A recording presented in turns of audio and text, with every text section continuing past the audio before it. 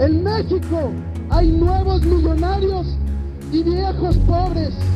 Viejos millonarios y nuevos pobres, compañeros. Resulta que nuestra miseria, nuestro dolor, es equivalente a su felicidad. La pobreza de millones de trabajadores es el equivalente al bienestar de unos cuantos Slim, de unos cuantos Azcárraga, de unos cuantos señores dueños del capital en nuestro país y en el mundo. Compañeros, de eso se trata la lucha de clases, de anteponer nuestros intereses como mayorías a los intereses de una minoría.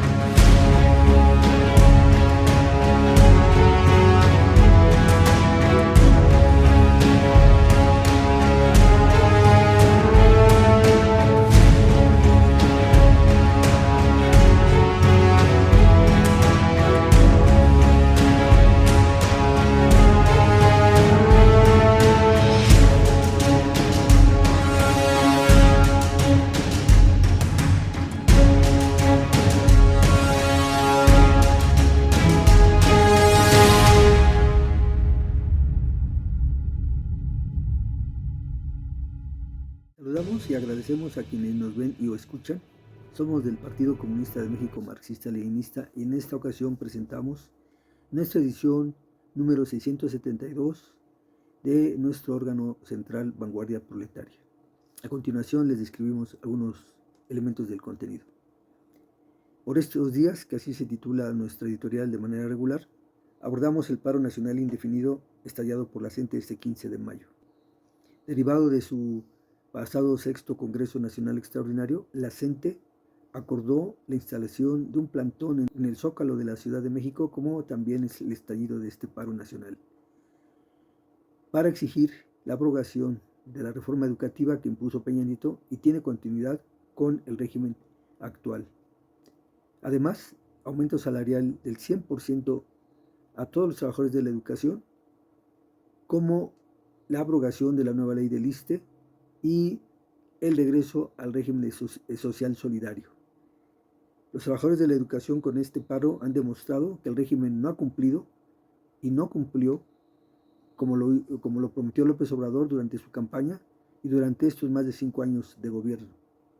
Y al mismo tiempo llama a los trabajadores del país a unirse a esta lucha y construir un frente único para enfrentar esa continuidad neoliberal que va a concluir con estos 6 años de gobierno y va a tener continuidad con la nueva presidencia quien llega a ocupar el cargo el próximo 2 de junio.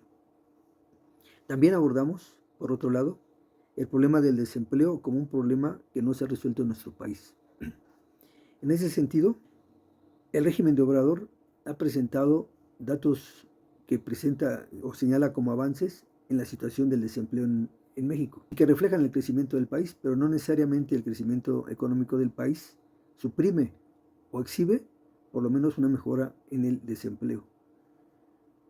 Y en este caso, la Organización Internacional del Trabajo, con un método distinto al que emplea la institución del gobierno, que es el Instituto Nacional de Geografía y Estadística, muestran dos datos distintos del nivel del desempleo que tenemos en México. La OIT presenta un dato que es del 10.6%, mientras que el INEGI del 3%. Estos dos datos contrastan de manera importante porque se emplean dos métodos distintos para obtener este resultado. Y es de destacar que la OIT, para obtener este dato, considera como desempleados también a quienes están en la necesidad de buscar empleo y que en el periodo de la misma encuesta son considerados precisamente como desempleados, contrario a lo que hace el INEGI, que no los toma en cuenta. Por eso la disminución en el número o en el resultado de su estudio. Y en ese sentido, quien más refleja la realidad de la situación del desempleo en el país es la OIT. Por otro lado, también como otro contenido, presentamos cómo el incremento general dado en el sexenio no modifica las condiciones esenciales de vida de la clase trabajadora. Este artículo es la parte final de uno que se empezó a presentar en números anteriores y que en el esfuerzo del análisis marxista muestra efectivamente, como el título lo señala, que esos incrementos no resuelven, y sobre todo actualmente con el alza de la canasta básica, el problema esencial de existencia de los trabajadores. El régimen plantea que efectivamente hubo un aumento importante del 20% en el salario desde que llegó al gobierno López Obrador, que subió del 15.7% al 27.9% hasta el 2023. Pero este aumento significa un dato muy pequeño o un resultado muy pequeño de los beneficiarios del aumento. Y que, por cierto, hay que checar si efectivamente la patronal, la burguesía, los capitalistas otorgaron ese aumento salarial y si los trabajadores lo recibieron. Eso habría que verificar. Pero deja de ser o pierde peso frente a las grandes ganancias que los grandes capitales en el país obtuvieron. Y que en ese sentido, Morena, la autollamada 4T y López Obrador contribuyeron a beneficiar. Es de destacar que efectivamente con el gobierno de López Obrador, los capitales obtuvieron grandes beneficios que rebasaron, por un lado, más del 30% de lo que durante el régimen en estos 5 años. Y el año que le falta por concluir, o el periodo que le falta por concluir. Es decir, no les fue mal. Y son exorbitantes frente al miserable aumento salarial del 20% que se le entregó a los trabajadores. Eso, como Marx señala, que es parte y corresponde al proceso de acumulación de capital, y que precisamente esta acumulación trae su contraparte, que es la miseria, tormentos de trabajo, esclavitud, ignorancia, embrutecimiento, degradación moral del lado de la clase trabajadora, cuando ellos son los principales productores, los únicos y principales productores de esta riqueza, y que se apropian los capitalistas. Y el artículo llama a que los trabajadores se unan, y solamente luchando y organizándose es como podrán superar su condición de esclavitud asalariada. Y será mediante su partido comunista, marxista-leninista, y mediante la revolución proletaria, estableciendo la dictadura del proletariado, construyendo el socialismo científico y lo mismo el comunismo. Por otro lado, abordamos el proceso electoral burgués que se desarrolla actualmente rumbo a la presidencia y que culminará este 2 de junio de 2024. Efectivamente, los partidos políticos que participan en ese proceso como sus candidatos representan a los intereses de la oligarquía financiera y del imperialismo incluso. Y en este escenario se presentan como si fueran figuras de circo, porque efectivamente se señalan acusaciones de corrupción, de vínculos con el narcotráfico, de enriquecimiento ilícito, etcétera, etcétera. Pero solo son diferencias de forma. En el fondo, ninguno plantea la abolición de la propiedad privada, mucho menos de la explotación asalariada. Y por el contrario, todos los partidos efectivamente actúan como fuerzas políticas caciquiles en las regiones donde se han instalado, que junto efectivamente con el crimen organizado o el paramilitarismo, pretenden seguir manteniendo las condiciones de existencia de la población, de los campesinos pobres y de los trabajadores en general. Por eso, hoy es importante que las masas trabajadoras no dejen de organizarse, mantengan su lucha y efectivamente vean a las elecciones como una forma de lucha, como un medio para acumular fuerzas, no el único ni el exclusivo. Y también que ésta sirva, una vez que puedan participar o resolver participar en él, para seguir desarrollando la lucha, no para limitarla, contenerla y mucho menos diluirla. Y por el contrario, esta participación contribuya a fortalecer esta perspectiva revolucionaria que los trabajadores deben de adquirir para realmente cambiar la situación del país. Porque con elecciones no la cambiaremos. Ya lo confirmaremos con el siguiente periodo de gobierno que va a tener continuidad neoliberal, nuevamente encabezado por Morena. También abordamos cómo se desarrollan los vientos de lucha en Baja California Y precisamente destacando estos elementos del contexto electoral, como de los gobiernos de Morena que se han instalado como en Baja California, los trabajadores de distintos ramos, como de la educación, del COBACH, de la CENTE, ahí en Baja California, se han sacudido de este lastre que ha representado la autollamada 4T, que ha desorganizado y desmovilizado a los trabajadores, y que efectivamente a partir de la movilización que estalló el magisterio el 15 de abril con un paro de 24 horas, activó la lucha de diversos sectores de trabajadores en Baja California, y movilizaciones también de colonos y de sectores de servicios que vieron amenazada su fuente de empleo o el desalojo de los lugares donde están instalados los colonos. Esto porque el gobierno en turno, igual como los demás, sigue siendo neoliberal, y efectivamente lo que han llevado es a que las masas se den cuenta de que son la misma política económica, o aplican la misma política económica, y lo que hacen los trabajadores es simplemente reaccionar frente a las injusticias y necesidades no satisfechas que los ha llevado a la movilización, y que han dado muestra de manera importante las acciones que se dieron por parte de estos sectores movilizados en Baja California: colonos, trabajadores del COBACH, de la CENTE, trabajadores que están en Rosarito, y que pues se seguirán movilizando mientras no haya respuestas satisfactorias a sus demandas.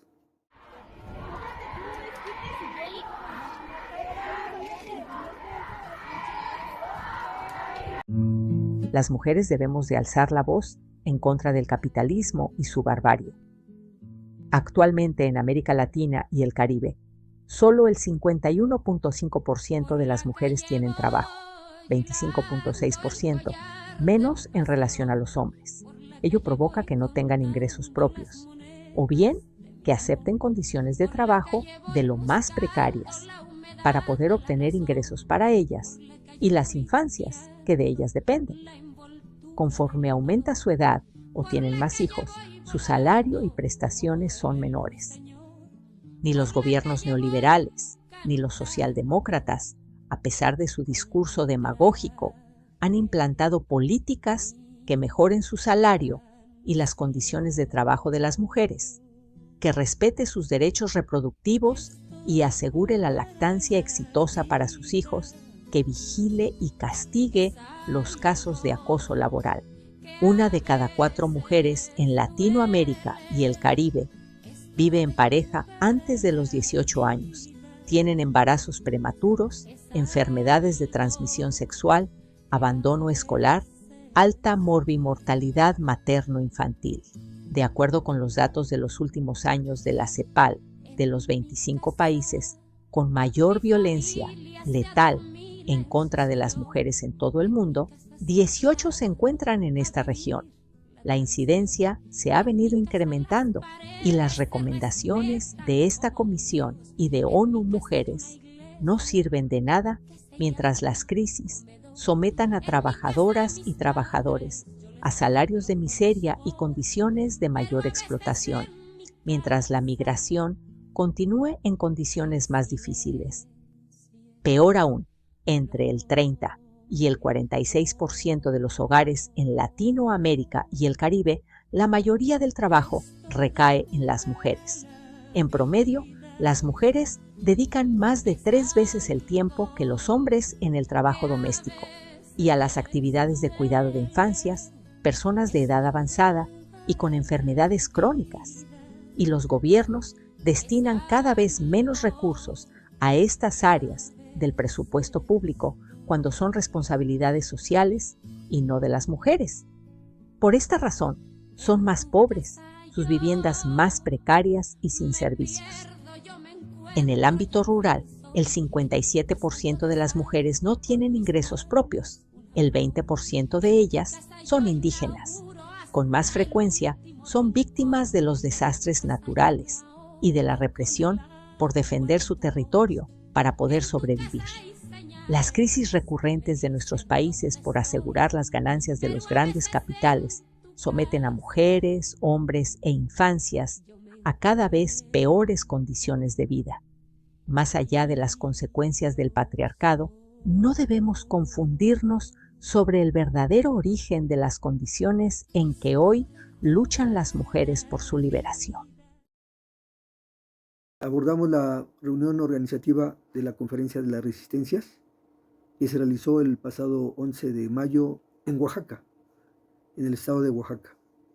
En esta reunión que se viene realizando en distintos lugares del país, expresión convocada por la Coordinadora Nacional de Trabajadores de la Educación, en esta ocasión los anfitriones fueron los compañeros del Magisterio de la sección 22, quienes presidieron la reunión, donde acudieron poco más de 27 organizaciones y donde resolvieron apoyar, fortalecer este paro de la CENTE indefinido que se ha instalado a partir del 15 de mayo. Asimismo, vincularse a las luchas que vienen dando sectores estudiantiles de distintas universidades en defensa del pueblo palestino contra el genocidio que comete el sionismo israelí y desarrollar actividades que promuevan y fortalezcan la lucha de la CENTE en particular, que está en estos momentos desarrollándose, como también preparar la próxima reunión que va a realizarse como continuación de este encuentro de las resistencias el próximo 29 de junio en la ciudad de Puebla. Por otro lado, nuestro periódico denuncia la política del gobierno que se viene desarrollando en Oaxaca, cómo el gobierno trata a los migrantes. El pasado 10 de mayo arribó una caravana a la capital del estado, aproximadamente de 600 personas de Centroamérica y Sudamérica, que se dirigen a Estados Unidos. Sin embargo, la actuación del gobierno de Salomón Jara no fue la más adecuada. Y siguiendo las indicaciones que el imperialismo estadounidense viene marcando a México para contener la migración, el flujo migratorio, aquí no fue la excepción. Y efectivamente incluso se buscó desviar la caravana y reprimiendo a los medios para que esto no se observara y actuar de la misma manera que lo están exigiendo los imperialistas, de que el flujo migratorio sea administrado por el gobierno de México, aunque no lo acepten formalmente u oficialmente, así viene actuando como la policía, la retaguardia de la policía migratoria de Estados Unidos. También, por otro lado, abordamos la campaña que se ha desatado en contra del Comité de Víctimas del 19 de junio de Nochistlán, Oaxaca. Un comité que se formó a raíz de la represión que sufrieron particularmente la población de Nochistlán, que se alió para respaldar a la lucha de los maestros que se daba en el 2016.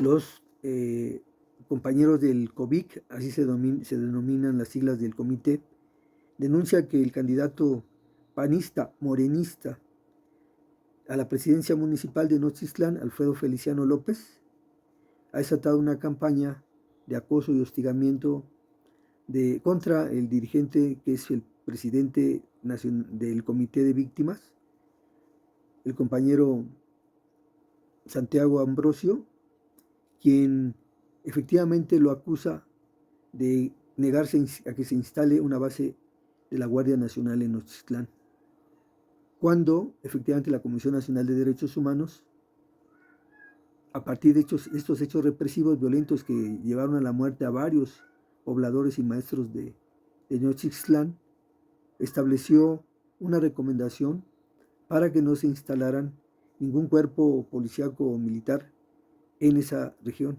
en ese municipio.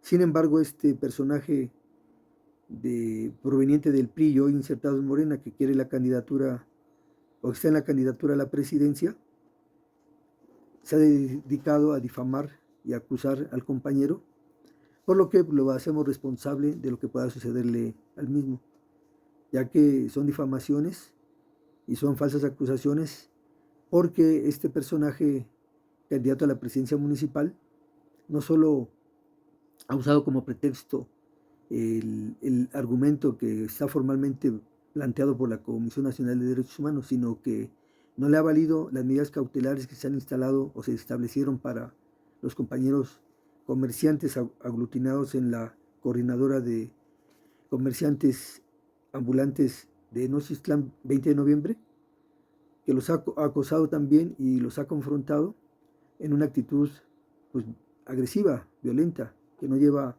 más que a crear condiciones de inestabilidad ahí, que él mismo provoca. Y por supuesto, nuestros compañeros tienen derecho a defenderse y a exigir respeto a la actividad laboral que realizan de sobrevivencia y como a las conquistas que han obtenido a partir de esta lucha que han desarrollado al lado de los maestros, como fue la que se presentó en el marco de la lucha que se dio contra la reforma de Peña Nieto, ese fatídico 19 de junio que causó la muerte de muchos compañeros en 2016.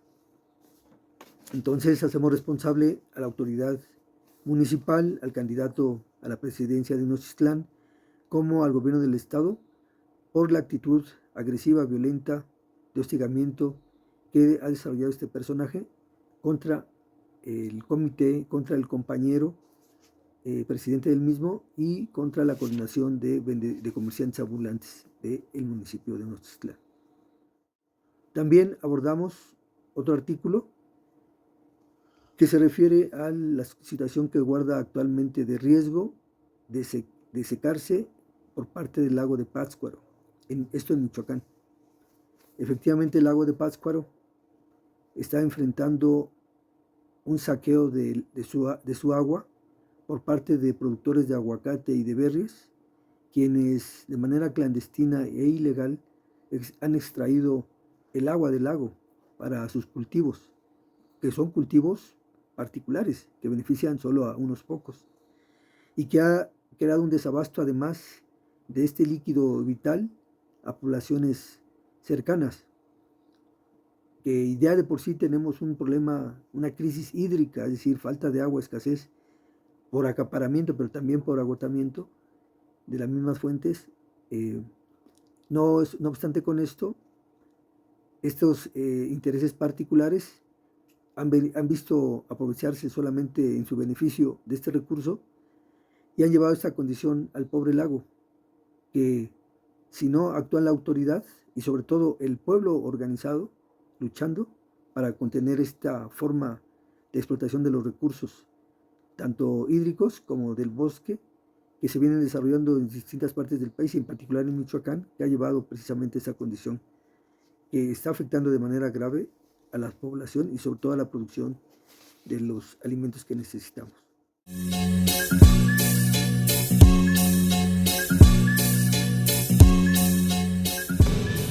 Hola, ¿qué tal, camaradas? Mi nombre es Demián, soy militante de la Unión Revolucionaria de Trabajadores del Arte y me da mucho gusto hacer esta nueva colaboración para Vanguardia Proletaria TV y su sección artístico-cultural.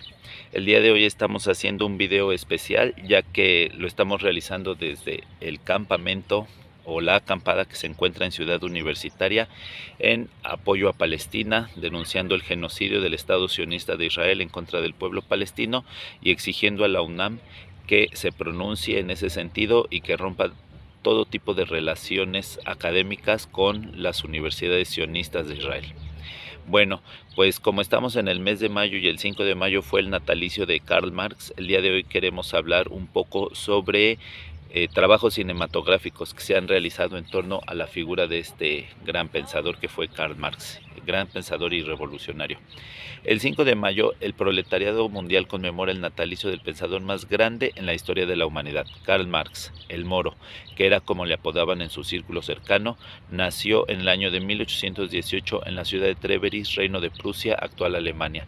Debido a ello, es que queremos hoy hacer un breve recuento de obras cinematográficas que se han realizado en torno a su figura.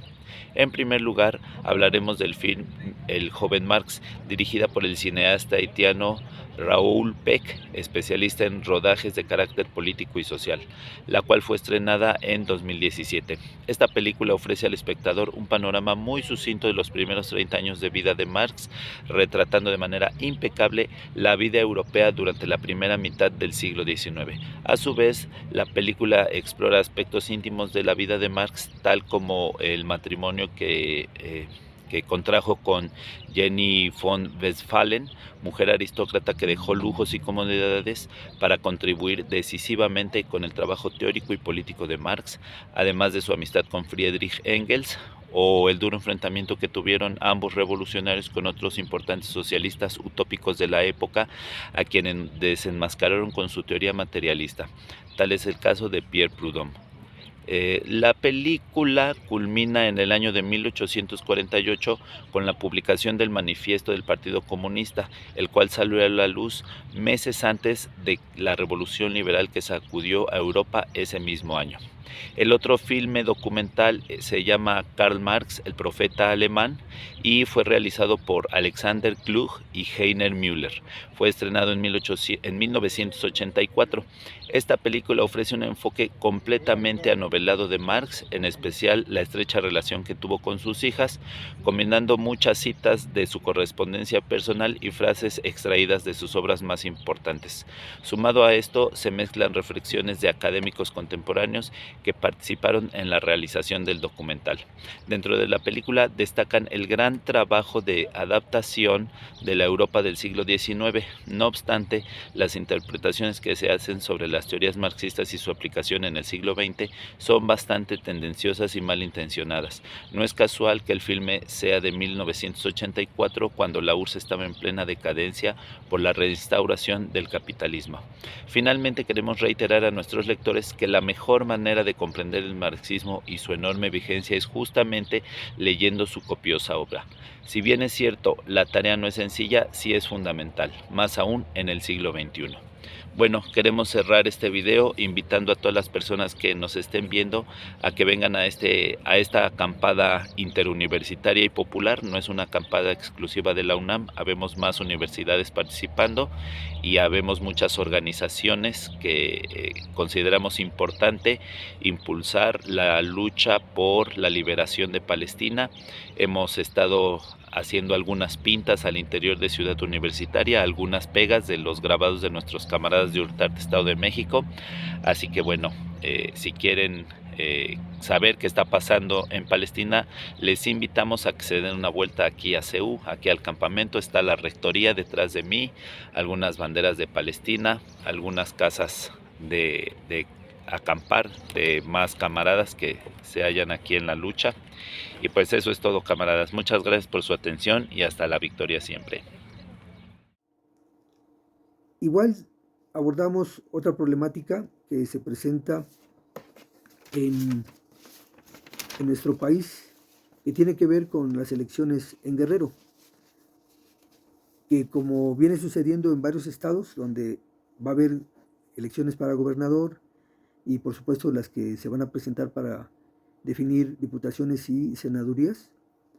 Igual en Guerrero, cacicazgos, complicidad con el crimen organizado o el paramilitarismo por parte de los partidos políticos burgueses, incluso en complicidad con el gobierno actual de la gobernadora, hija de Macedonio, que es el verdadero gobernador, están llevando precisamente a que haya continuidad neoliberal con las representaciones populares que van a llegar a los cargos en estas elecciones, y que de igual manera no han resuelto ni la violencia que se ha desatado ahí en Guerrero, los asesinatos y las desapariciones, y que en ese ambiente efectivamente los que van a imponer las candidaturas van a seguir siendo los caciques, la delincuencia organizada, en complicidad con las autoridades en turno, tanto estatales como federales, ¿no? Situación que no es nueva y que refleja pues la naturaleza burguesa que tienen estos partidos y el circo que nos montan para presentarnos supuestamente cambios que en los hechos no se han dado ni se darán de fondo como lo exigen nuestras necesidades. También abordamos la problemática que se presenta en relación a la vivienda en la ciudad de Guadalajara.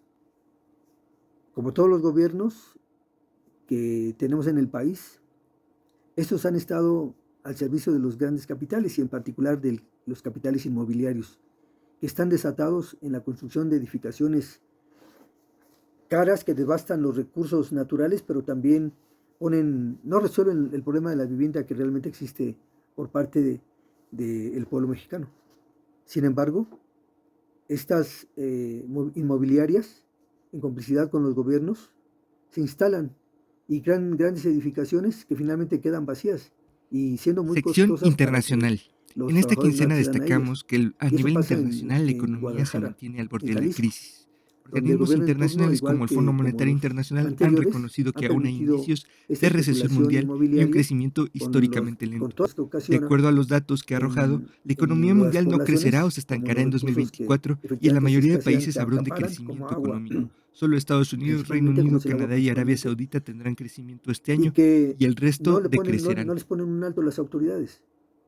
Y al contrario, se agrava la condición de calle de muchas personas que no logran tener el recurso necesario para poder cubrir esos altos costos de estas viviendas que son de interés social, ¿no?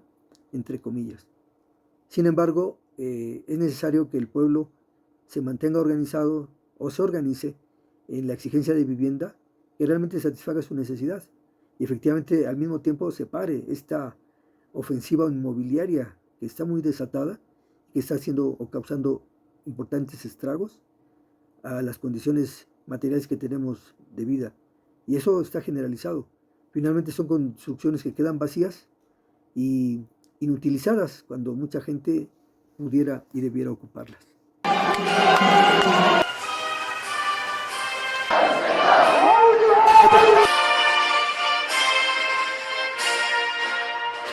Arriba, parias de la tierra. En nuestra sección internacional, damos seguimiento a lo que sucede en Oriente Próximo, donde los recientes bombardeos entre Israel e Irán son parte de una escalada militar donde las potencias imperialistas buscan disputarse la región rica en recursos naturales, sobre todo energéticos.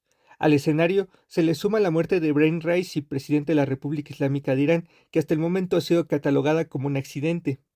Tanto Israel como Irán están respaldados por bloques imperialistas, por un lado China y Rusia, que han reforzado los tratados y el acercamiento con Irán, y Estados Unidos y Reino Unido, que mantienen el respaldo al genocidio israelí en Palestina y a toda su ofensiva militar en la región. Por otra parte, analizamos a China como ejemplo de oportunismo imperialista, que desde el 2013 hizo pública la iniciativa de la Franja y la Ruta como un ejemplo de plan de dominio económico y comercial del imperialismo chino sobre el planeta. En su narrativa, la oligarquía china presenta esta propuesta de desarrollo de infraestructura global como un plan amigable para todos los países del mundo, basados en la idea de negociar, construir y compartir juntos. Sin embargo, desde que se fundó la República Popular China, lo que de palabras se presentaba como un país socialista, en realidad, una vez que logró un nivel de desarrollo económico, se erigió como una potencia social imperialista que disputa el control del mundo con las potencias imperialistas de Europa y América. Es verdad que los principales territorios que disputan los imperialistas están ubicados en el sudeste asiático, Europa del Este, Oriente Próximo, África y América Latina. Los recursos naturales y mercados de estos países son necesarios para lograr el crecimiento del capital de los grandes monopolios, disminuir la tendencia decreciente de la tasa de ganancia y recuperarse de la cada vez más frecuente crisis cíclica. De tal manera, la iniciativa de la Franja y la Ruta es un ambicioso proyecto de infraestructura, comercialización y penetración de los mercados locales y globales. Ese plan corresponde a la etapa actual del sistema capitalista imperialista mundial, en el cual las viejas potencias hegemónicas encabezadas por Estados Unidos desde hace 20 años entraron en una franca decadencia. Pero para que estos caigan definitivamente y China se erija en las potencias dominantes, además de aterrizar estos proyectos, los chinos deben ganar las guerras, como en Ucrania, controlar o destruir las instituciones creadas por los estadounidenses y potenciar otras como las BRICS. Por eso es tan cautelosa, más bien dicho, tan oportunista la política de China. Para ganar sanguinariamente la guerra, habla de paz, apoya a Rusia en la invasión a Ucrania, calla o titubea ante el genocidio en la Franja de Gaza. En nuestra sección Breves Internacionales hablamos de Argentina y de las políticas de Javier Milei que siguen profundizando la dependencia con el imperialismo fundamentalmente norteamericano. Diversos compromisos han sido anunciados en los últimos meses, tanto con Elon Musk para entregarle litio y las tierras argentinas, además de otros beneficios, con el imperialismo inglés para entregarle las Malvinas y la defensa del genocidio del sionismo israelí contra el pueblo palestino, sin dejar de servirle a Estados Unidos. También determinó la censura contra Telesur, un medio que opera desde Venezuela. Ahora la Cámara de Diputados le ha otorgado facultades para gobernar por decretos, sobre todo para decidir sobre la privatización de las más importantes empresas estatales, las aerolíneas y los ferrocarriles, y disolver casi todos los organismos públicos. Milei busca tener estabilidad y fortaleza en su gobierno, estableciendo alianzas con la derecha, y las fuerzas socialdemócratas para afianzar el proceso neoliberal en curso y derrotar al movimiento popular con la represión. Sin embargo, la protesta continúa, como las más recientes y grandes movilizaciones estudiantiles contra la privatización de la educación, que inhibió la acción represiva que se iba a desatar contra esta, así como el paro general convocado por los sindicatos, organizaciones sociales y políticas que mantienen el rechazo a Milei y los intereses que representan. En Panamá, José Raúl Mulino se ha convertido en el nuevo presidente, personaje neoliberal quien reemplazó al expresidente Ricardo Martinelli, el cual fue inhabilitado para postularse por haber sido condenado por blanqueo de capitales que sin duda le darán impunidad. Mulino afirmó que su gobierno será favorable a las empresas y la inversión sin olvidar a los más desfavorecidos. El pueblo panameño acudió a las urnas con una alta participación del 77% en búsqueda de cambio en su país, pero experimentará que no habrá nada nuevo con estos servidores de los capitalistas. Pues serían estos nuestros contenidos que hoy presentamos a ustedes e invitamos a que puedan consultar nuestro periódico para que puedan profundizar más en el contenido que hoy les entregamos.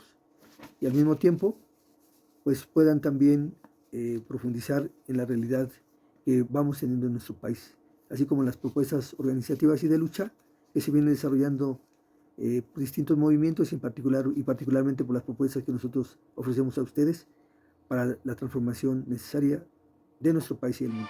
Muchas gracias.